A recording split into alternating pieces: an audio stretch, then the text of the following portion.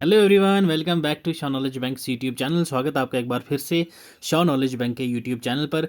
आज हम लोग सेट 3 करेंगे, आपका करंट अफेयर्स, जो हम लोग ईयरली राउंड अप देख रहे हैं। 2 सेट हम लोग ऑलरेडी कर चुके हैं। आपने अगर वह नहीं देखे हैं तो ज़रूर जाके देख लीजिएगा।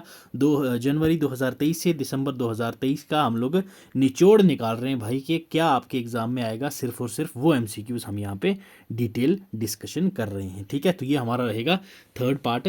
तो चलिए स्टार्ट करते हैं भाई। थर्ड पार्ट का क्वेश्चन फर्स्ट देखिए क्या कह रहा है। रिसेंटली जस्टिस फातिमा बीवी हैज़ पास्ड अवे। तो वो क्या थे, किससे रिलेट करते थे? First women CGI, first finance minister, first education minister या first chief of IB? Fatima Bibi, yes बताओ, यस बोलो भाई। तो फातिमा बीवी जी ये आपकी जो है सुप्रीम कोर्ट से रिलेट करती थी, ठीक है। जस्टिस फातिमा बीवी जी ये पहली महिला जज और चीफ जस्टिस थी अपनी सुप्रीम कोर्ट की। किस साल में थी ये? 1989 में। हाल ही में इनका देहांत हुआ है, क्लियर। अगर आपसे पूछा जाए कि भाई first male, okay, first male CGI कौन थे हमारे इंडिया के, तो वो भी आपको याद रखना है भाई, justice Harilal. Okay, justice Harilal. ये कब रहे थे भाई?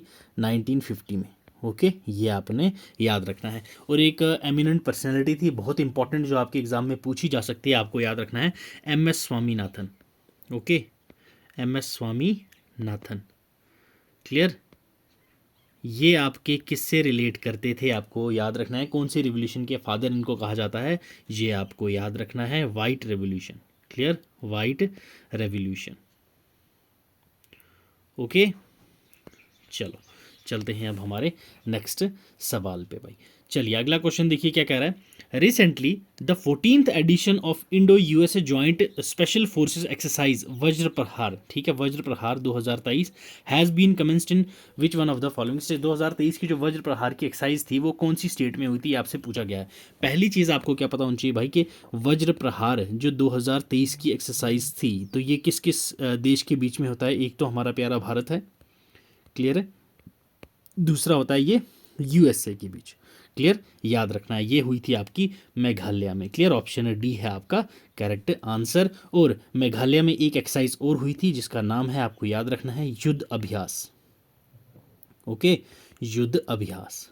तो ये सभी एक्सरसाइजेज में जो प्रैक्टिस सेट 2 था हमारा, उसमें मैं आपको अच्छे से प्रैक्टिस करवा चुका हूँ। अभी फिर से रिवीजन नहीं कराऊंगा, बहुत लंबी हो जाएगी वीडियो भाई साहब, ठीक है। तो ये आपने सेट 2 में जाके जितनी मिलिट्री एक्सरसाइज 2023 में न्यूज़ में थी वो सारी मैंने आपको करवा रखी है। चलो नेक्स्ट क्वेश्चन देखिए। Recently Irish writer Paul Lynch has won the 2023 Booker Prize of which of the following novels? तो कौन सी नॉवेल थी उनकी जिसके लिए वो बुकर प्राइज जीते हैं? Yes, Prophet Song, Grace, Jones या नन? तो yes, it's option A, Prophet Song, ठीक है। इसके लिए इनको क्या मिला है भाई? पॉल लिंच, ये आयरिश राइटर हैं।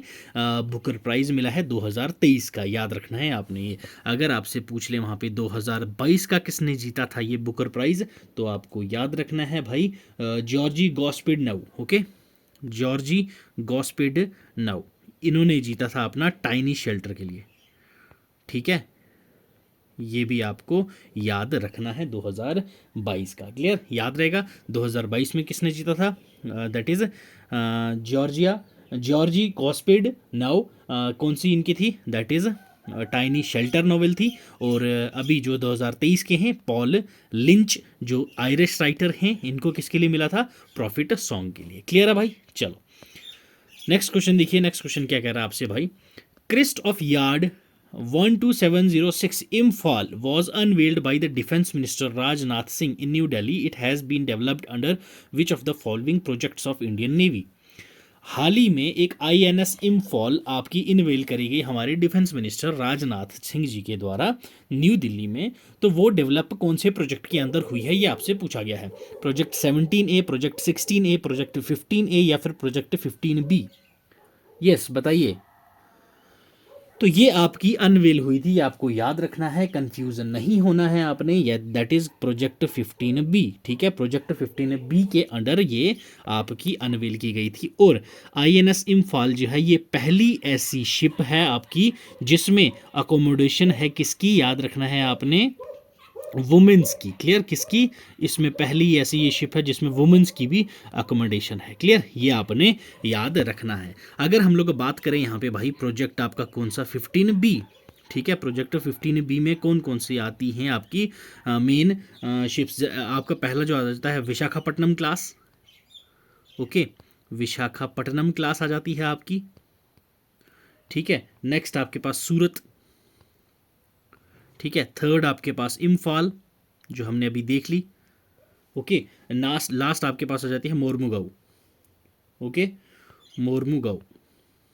ये आपने याद रखना है regarding project 15B of Indian navy, clear है, ठीक है, याद रहेगा, समझ आई आपको इम्फॉल की। चलो अब बढ़ते हैं हमारे अगले सवाल पे भाई। नेक्स्ट सवाल देखिए क्या कह रहे हैं, which of the following films has won the golden peacock award for the 54th international film festival of India 2023, that is IFFI का आपसे पूछा गया जो गोवा में हुआ है उसको। ये जो आपका 54th एडिशन था इसमें बेस्ट फिल्म किसने जीता है गोल्डन पीकॉक अवार्ड, ये आपको पूछा गया है। एंडलेस ब्रदर, कंतारा, ब्लैगाज लेसन या when the seedlings grow. Yes बताइए, यस बोलो भाई। तो ये आपका गोल्डन पीकॉक अवार्ड आपका जीता है किसने, एंडलेस बॉर्डर्स ने, क्लियर। और कंतारा की अगर बात करें तो कंतारा ने हमारा जीता है silver peacock, okay, silver peacock, okay, silver peacock award किसने जीता है हमारा, कंतारा मूवी ने। इंपॉर्टेंट है, ये आपको याद रखना है। इंपॉर्टेंट आपको क्या याद रखनी है भाई, अवार्ड्स इसमें जो दिए गए थे कौन कौन सा, पहला जो आपको याद रखना है एक नाम Michael Douglas, okay, Michael Douglas, इनको मिला था क्या भाई, सत्यजीत रे अवार्ड, सत्यजीत रे अवार्ड, ओके। दूसरा नाम आपने क्या याद रखना है भाई, माधुरी दीक्षित, ओके, माधुरी दीक्षित, ये किस लिए याद रखना है, इनको स्पेशल रिकॉग्निशन अवार्ड मिला है, स्पेशल रिकॉग्निशन, ओके, ये आपने याद रखना है। थर्ड आपने इंपॉर्टेंट पॉइंट जो आपने याद रखनी है कि भाई इस अवार्ड में कौन सा अवार्ड, जो आपकी IFFI that is international film festival award जो आपका हर साल गोवा में होता है, ये आपने याद रखना है। कहाँ होता है, गोवा में, जहाँ आप सभी दोस्त अपना प्लान बनाते हो बट लास्ट में आप लोग नहीं जा पाते, क्लियर, ये वही जगह है जहाँ पे आपका इफ़ी होता है। और गोवा में अगर मैं आपको एक बात बताऊँ कि गोवा में आपके नेशनल गेम्स भी हुए थे, क्या हुई थी, नेशनल गेम्स भी कंडक्ट करवाए गए थे गोवा में, जिसका मैस्कट था आपका मोगा, क्लियर, क्या था, मोगा। और यहाँ पे विनर स्टेट कौन सी रही थी हमारी, महाराष्ट्र, क्लियर, ये आपने याद रखना है रिगार्डिंग गोवा, क्लियर। और गोवा में तीसरी मैं आपको बता रहा था कि भाई जो आपकी इफ़ी होती है उसमें एक ओपनिंग फिल्म और एक क्लोजिंग फिल्म होती है, ये भी आपको याद रखना है। तो आपकी जो ओपनिंग फिल्म थी, ठीक है, ओपनिंग फिल्म कौन सी थी, catching the dust, clear, catching the dust, ये आपने याद रखना है नाम, कैचिंग द डस्ट थी आपकी ओपनिंग फिल्म। नेक्स्ट आपको क्लोजिंग फिल्म भी याद रखनी है, closing film, okay, closing film आपकी कौन सी थी, फेदर वे, ओके, फेदर वे, क्लियर, ये आपको याद रखने हैं, ठीक है, इंपॉर्टेंट है, ये आपको याद रखना। और हाँ, आपको बेस्ट वेब सीरीज अवार्ड कौन सा मिला था ये भी याद रखना है, बेस्ट वेब सीरीज, तो ये आपका मिला था जीतू भैया को, मतलब जीतू भैया की सीरीज़ को, पंचायत सीज़न 2, ठीक है, पंचायत 2 को मिला था ये, ठीक है, बेस्ट वेब सीरीज़ का अवार्ड मिला था आपका पंचायत 2 को। अगर हम लोग बात करें किसकी, गोल्डन पीकॉक अवार्ड की, तो वो एंडलेस बॉर्डर्स मूवी को मिला, क्लियर, याद रखना है आपने। सिल्वर पीकॉक अवार्ड की बात करें तो ये हमारा कंतारा मूवी को मिला, क्लियर है, याद रखना है आपने ये। और माइकल डगलस को क्या मिला आपका, दैट इज सत्यजीत रे अवार्ड, गोल्डन पीकॉक अवार्ड अभी हमने देख लिया, एंडलेस बॉर्डर्स, सिल्वर पीकॉक का आपका मिला कंतारा को। माधुरी दीक्षित जी को क्या अवार्ड मिला, स्पेशल रिकग्निशन अवार्ड मिला। ओपनिंग फिल्म कौन सी थी, catching the dust. Closing film कौन सी थी, फेदर्स वे, क्लियर है, ये कौन सी थी हमारी 54th वाली। अब हम लोग बात कर लेते हैं थोड़ी सी रिवीजन करके भाई 53rd, ठीक है, जो हमारा 53rd इफ़ी था, IFFI that is international film festival, ठीक है। 53rd में अगर बात करेंगे भाई, इसमें बेस्ट गोल्डन पीकॉक अवार्ड किसको मिला था, ठीक है, golden peacock award, GPA short में लिख रहा हूं मैं, तो ये आपको 2022 का अगर पूछा जाए, ठीक है, 2022 का जो कि 53rd एडिशन था, clear. 54th addition 2023, 53rd addition 2022, याद रखना है आपने ये। और इसमें आपका मिला था किसको golden peacock award, I have electric dreams, ठीक है, आई हैव इलेक्ट्रिक ड्रीम्स, ठीक है, इस मूवी को मिला था आपका golden peacock award. Best actor मिला था इसको इसमें वाहिद मोबशरी, ठीक है, बेस्ट एक्टर किसको मिला था बेस्ट एक्टर भाई, दैट इज वाहिद मुबशरी, ओके, मुबशरी, ये आपने याद रखना है। वाहिद मुबशरी को मिला था बेस्ट एक्ट्रेस। अगर हम लोग बात करें बेस्ट एक्ट्रेस, ठीक है, तो बेस्ट एक्ट्रेस का अवार्ड किसको मिला था यहाँ पे भाई, that is Daniela Marin, okay, Daniela marine.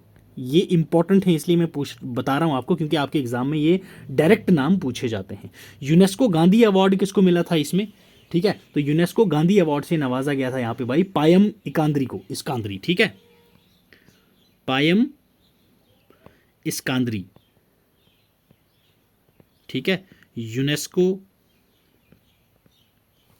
Gandhi award, ठीक है, यूनेस्को गांधी अवार्ड, इस ये मिला था पायम इस्कांद्री जी को। क्लियर, ये नाम आपने याद रखने हैं। तो जो 53rd वाला आपका इफ्फी का अवार्ड था वो भी गोवा में होता था, आपको मैंने अभी बताया गोवा में ही होता है ये। तो इसमें आपका जो फोकस कंट्री थी वो कौन सी थी, फ्रांस।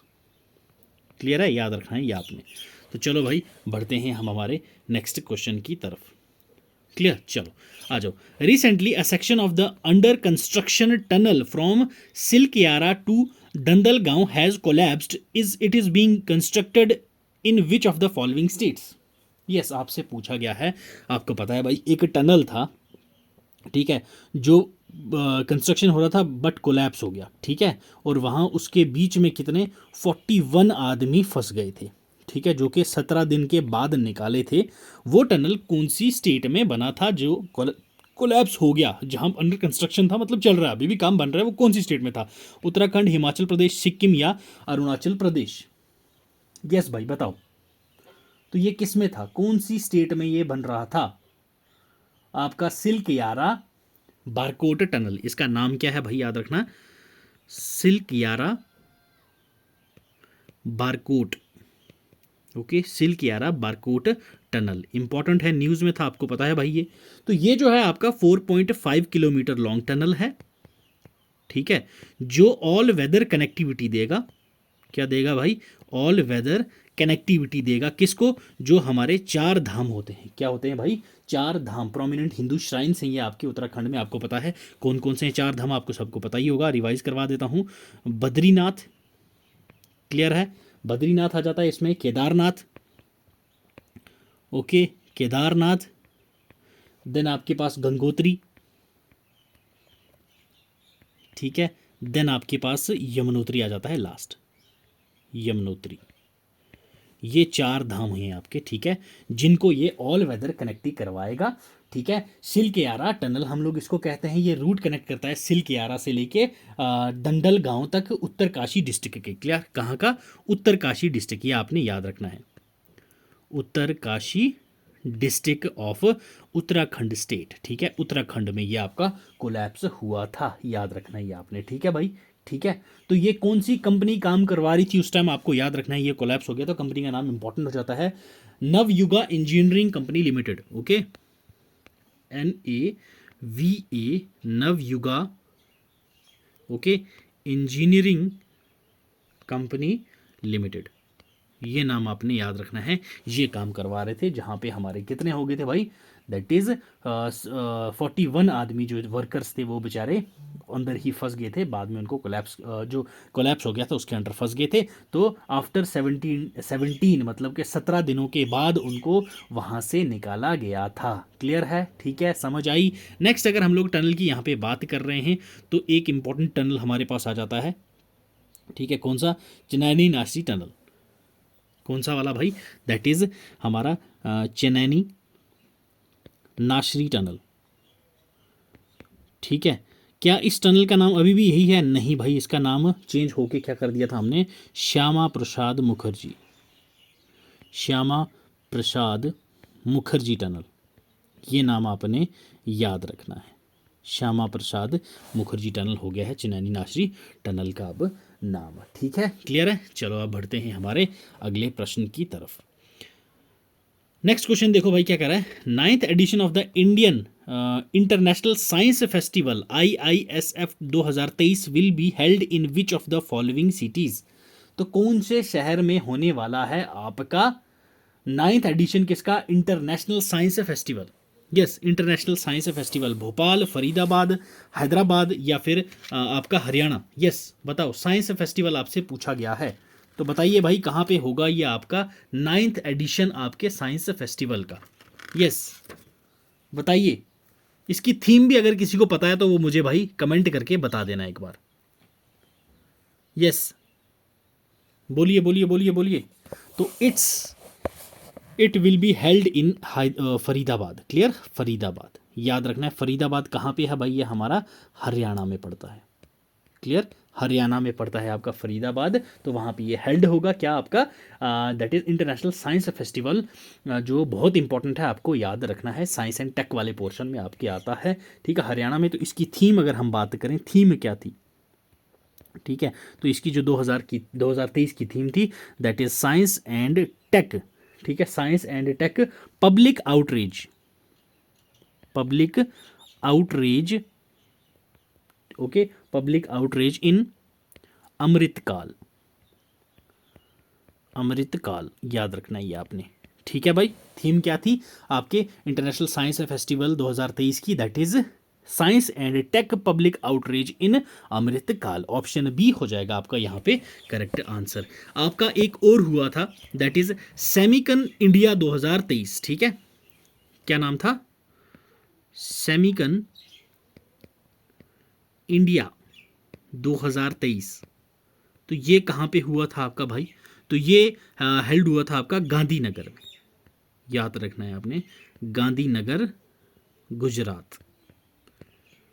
ठीक है, गुजरात में ये कंडक्ट करवाया गया था सेमिकन इंडिया, और इंडिया ने पिच किया था इसमें वायबल हब और trusted partner for semi conductor chip manufacturing. ठीक है, सेमी कंडक्टर्स जो होते हैं आपके, जो आपके जैसे कार्स हैं, स्कूटीज़ हैं, उसमें सेमी कंडक्टर चिप्स जो लगती हैं, उसके लिए, उसकी मैन्युफैक्चरिंग के लिए जो वायबल हब और ट्रस्टेड पार्टनर हमने अपनी पिच की थी, इसमें जो सेमिकन इंडिया 2023 का हमारा हुआ था। क्लियर है, याद रखना है आपने, ये भी गांधीनगर गुजरात में हुआ था। ठीक है, सेमिकन से आपको याद रखना है semi conductor chip. Okay, semi conductor chips.